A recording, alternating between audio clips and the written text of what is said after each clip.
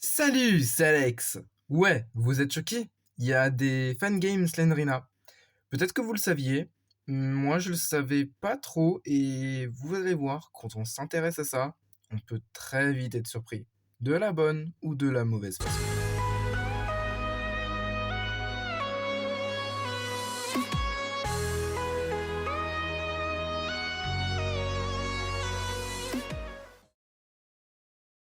Slendrina the Castle, ce qui donnerait en français le château de Slendrina. Après une introduction lumineuse, c'est même pas moi qui est en train de faire le montage, le joueur se retrouve dans une pièce avec un tableau magique. Parce qu'il se trouve que ce tableau fait de la lumière bleue toute seule.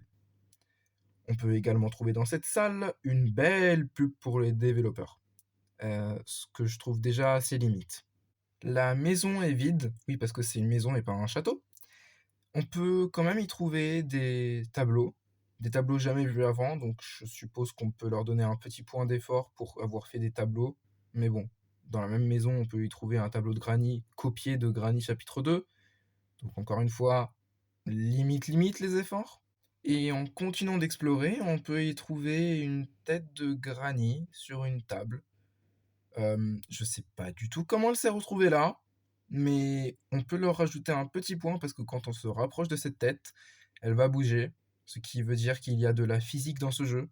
Ça, c'est déjà bien. Et on peut y trouver Liev, le mari de Slendrina, mort. Mais par contre, il garde les yeux bien ouverts, hein. Ah, voilà, avec un corps bien droit. Euh, il est dans une position assez louche pour quelqu'un qui est mort. Et là, on est juste à 1 minute 40 de vidéo. Aidez-moi! Pour bien m'achever, la tête de Granny dépasse du mur. Donc pour résumer, il y a de la physique dans ce jeu, mais il n'y a pas de collision entre les objets et les murs. Ok, bon, bah, je suppose que c'était un peu trop difficile pour eux. Le joueur descend ensuite d'un étage et... Ok, je pense qu'on va passer au jeu suivant. Quoi? Il y a même une suite à ce jeu?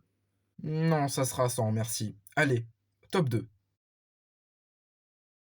Ce que je trouve bien avec ce jeu, c'est qu'on a une histoire. En gros, une fille disparaît bizarrement et vous êtes un détective qui enquête sur le cas.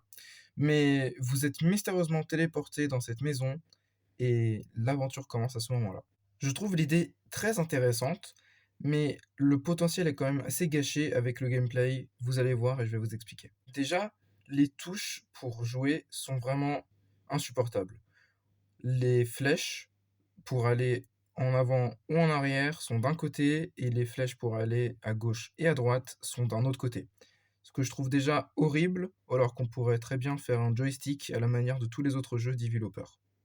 Donc ce mécanisme pourrait fonctionner sur manette, mais je trouve que sur mobile, c'est vraiment infernal.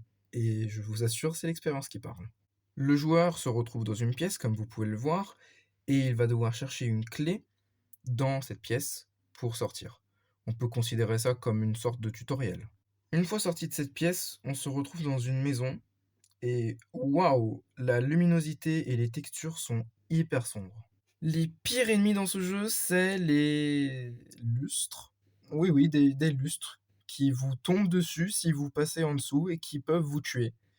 Dans un fangame de Slendrina, le pire ennemi, c'est de lustres, pas Slendrina.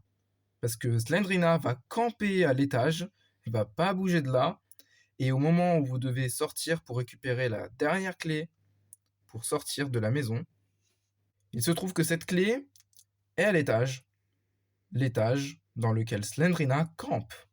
Donc ce jeu est littéralement impossible à faire. On peut le terminer, hein, on peut, mais bon, ça demanderait d'attirer Slendrina en bas, de l'esquiver, d'esquiver les lustres de la mort et de remonter à l'étage tout en speedrunnant pour sortir et terminer le jeu. Donc en soi, le jeu est impossible, pas parce qu'il est difficile, enfin, il est un peu difficile, mais c'est surtout parce que il est chiant. Bref, passons au top 1. Je peux facilement dire que c'est le meilleur fangame Slendrina qui existe, en tout cas pour le moment. Le jeu est une sorte de FNAF Ultimate Custom Night, mais avec tous les personnages d'horreur que Developer a créés. On peut voir le travail mis dans le graphisme et leur complexité. Il y a aussi les mécaniques du jeu qui sont incroyablement bien mélangé, étant donné que ça regroupe les mécanismes de Hotel Insanity, de The Twins, de Granny, de Slendrina, bref, tout le developer verse, si on peut dire ça comme ça.